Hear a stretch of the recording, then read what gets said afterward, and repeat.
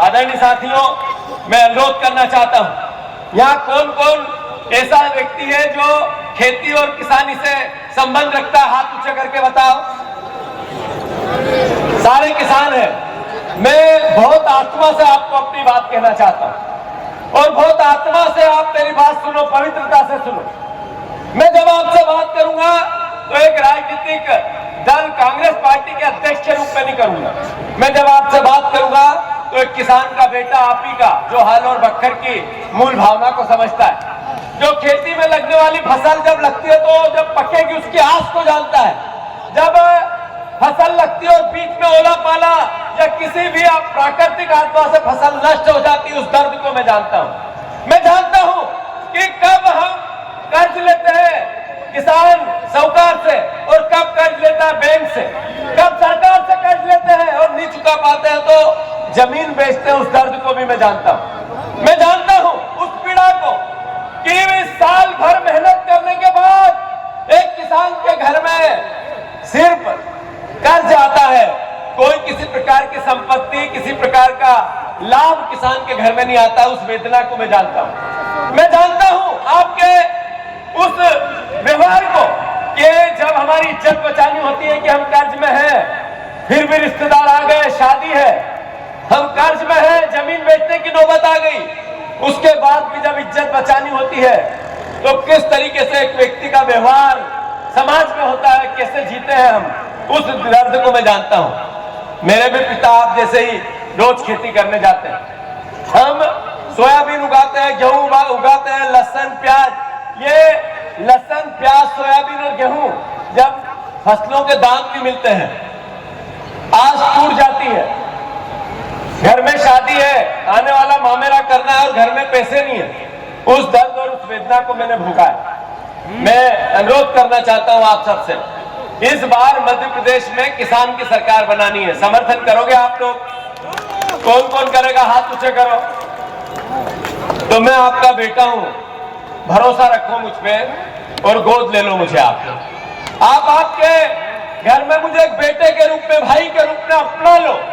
मैं जब मध्य प्रदेश में सरकार बनेगी आपके सम्मान में कोई कसर नहीं छोड़ूंगा, वचन दे रहा हूं इस पवित्र में स्थल पर आप सब। आदरणीय साथियों, ये बहनें बैठी है इतनी बड़ी तादाद में, हमें झूठ नहीं बोलना। हम उस वंशावली के हिस्से हैं जिसमें महारानी अवंतिका बाई लोधी का सबसे ऊपर नाम लिया जाता है। कितनी बहनें हैं जो बैठी है, लाडली बहना के 1500 रुपए मिल रहे, हाथ ऊंचे करो, नीचे करो। कितनी बहनें ऐसी है जिनको नहीं मिल रहे, वो हाथ ऊंचे करो। करो, झूठ मत बोलो, करो जिनको नहीं मिल रहे। आप देखो प्रदेश में 4 करोड़ बहनें हैं, 1 करोड़ बहनों को 1500 रुपए मिल रहे हैं, 3 करोड़ बहनों को उससे अलग रखा गया है। सरकार मध्य प्रदेश की जनता की सरकार जब पार्टी से ऊपर उठकर आती है, मोहन यादव मुख्यमंत्री हम सबके हैं।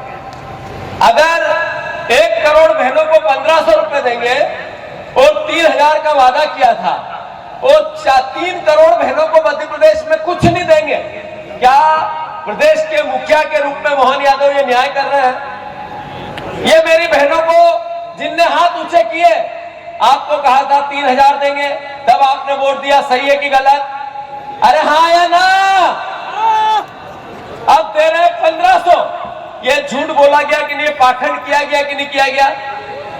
अरे एक तरफ 1500 देंगे, भाभी जिसके यहाँ 1500 रुपए आ रहे हैं उसको बिजली का बिल 3000 से कम आ रहा है क्या? उसको यूरिया सही साट, उसका पति लाइनों में लग लग के डंडे खाता रहा, वो वेदना देखी आप लोगों ने? अरे आप ये बताओ, आज जब ये पेट्रोल डीजल और गैस की टंकी 2-2 हजार 3-3 हजार में मिल रहा है, तो वो 1500 रुपए तो वापस पीछे के रास्ते से सरकार ने छीन लिए। सही है कि गलत? हाँ या ना? जो आप लोग शिवराज सिंह चौहान किसान पुत्र थे, 1 लाख बार उन्होंने कहा कि मैं किसान के लिए कुछ कर जाऊं तो मेरा जीवन में आना सार्थक हो जाएगा। डबल इनकम करना है, लाभ का धंधा बनाना है। भरोसा करो, जैसे मैं आज आपके गोद आया हूं, ऐसे उन्होंने भी कई बातें आप लोगों से की। 97% किसान 97% किसान कर्ज में है। मैं आपसे भी आग्रह करना चाहता हूं, झूठ नहीं बोलना है। मेरे पिताजी अभी 3 दिन 30 तारीख को सोसाइटी के लोन का परिवर्तन करना है, नहीं तो ब्याज डबल हो जाएगा। तो फसल बेच दें जल्दी से और वो बैंक की पहले भर्ती कर ले, फिर अपन नए सिरे से लोन ले लेंगे। वो ऐसी आज मुझे घटना बता रहे केसीसी के लोन की। कौन कौन किसान ऐसा है, फिर महारानी अवंतिकाबाई लोधी के वंशज है, झूठ नहीं बोलेंगे, ईमानदारी से बात करेंगे। जिसने कर्ज नहीं लिया है जरा वो हाथ ऊंचा करें।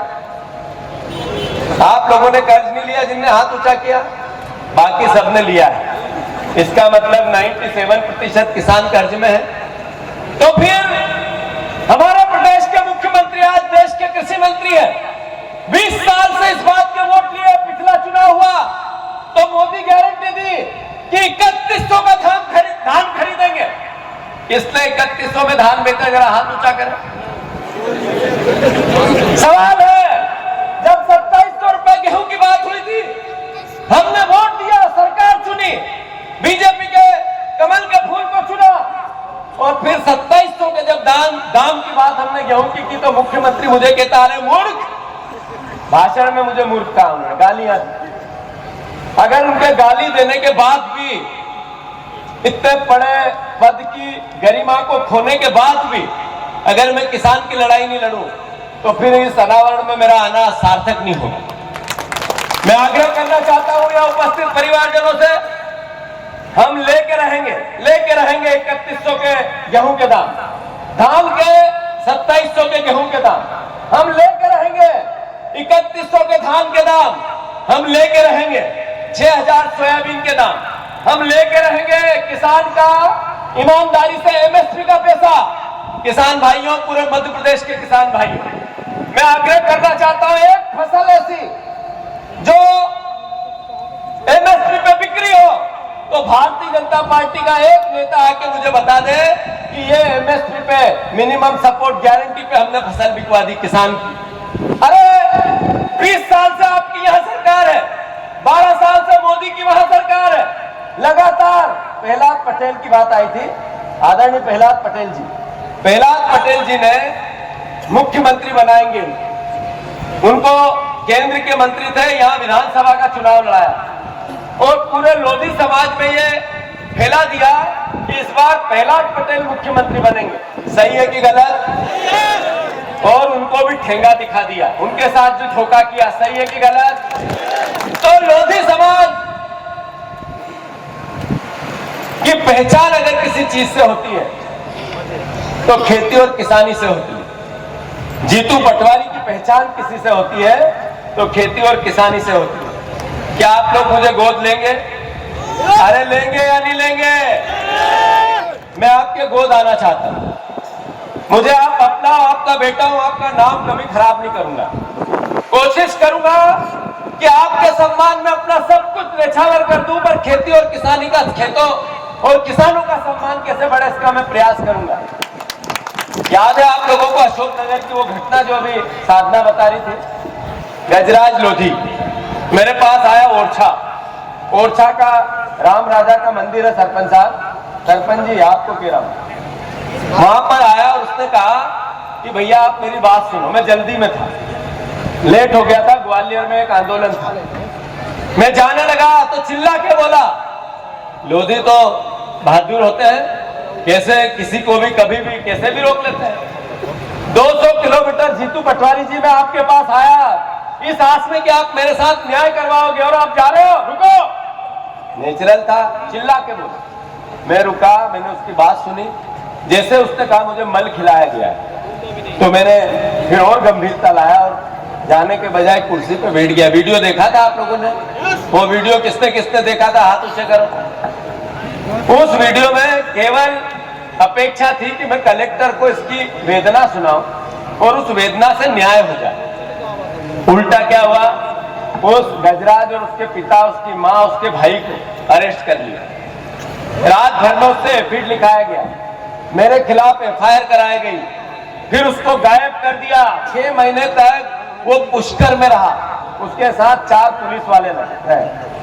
हमने जमानत नहीं कराई, हम गए थे वहां अशोकनगर, हजारों 50,000 से ऊपर लोग इकट्ठे हुए, जिसमें लोधी समाज के भी हजारों लोग थे, और हमने उस लड़ाई को पीछे नहीं हटे। अभी 5 दिन पहले 8 दिन पहले वो गजराज फिर मेरे पास आया, उसका भाई भी आया, उनने एक एफिडेविट सीधे कोर्ट से लिखवा के लाया और उन्होंने कहा कि हमें पुष्कर ले जाया गया, आपके खिलाफ एफआईआर लिखाने पे मजबूर किया गया, एफिडेविट दबाव में लिखाया गया और मैं आपके पक्ष में फिर से बयान देना चाहता हूं। मैंने कहा राजनीतिक लड़ाई नहीं है ये सम्मान की लड़ाई है, हम कोर्ट में आपका एफिडेविट पेश करेंगे। वो एफिडेविट मैंने लेके मेरे वकील को दिया। मतलब कुल मिलाकर उस गजराज के साथ अन्याय हुआ, तब उमा भारती जी को भी मैंने अपील की कि इसकी रक्षा करो। मैंने प्रहलाद पटेल जी को भी कहा कि इसकी रक्षा करो। मैं आप सबसे भी आग्रह करना चाहता हूं कि जब ऐसी कोई बात अन्याय और अत्याचार की होगी तो आपका बेटा आपके पास मिलेगा, आपका भाई आपके पास मिलेगा। और ये भी आश्वस्त करना चाहता हूं, राजनीतिक रूप से मान सम्मान की जहां तक बात है, जब मैं आपके गोद आया तो फिर आपका मान सम्मान रखना, तो बड़े भाई का, पिता का, छोटे भाई का सम्मान रखना तो फिर बेटे की जिम्मेवारी होती है। सही है कि गलत? तो मेरी जिम्मेवारी कि लोधी समाज का हक और अधिकार, ओबीसी का हक और अधिकार, हमारे परिवारजनों के खेती, इसकी लागत और इसके मूल्य मिलने की लड़ाई मैं पूरी ताकत से लड़ूं। मैं आप सबको बहुत साधुवाद देता हूं कि इतनी गर्मी में आप सब इतनी चिलचिलाती धूप में बैठे हैं। इस समर्पण को मैं मरते दम तक नहीं भूलूंगा, इस सम्मान को मैं मरते दम तक नहीं भूलूंगा। भारत माता की, भारत माता की, भारत माता की। रानी अवंतिका बाई लोधी। धन्यवाद।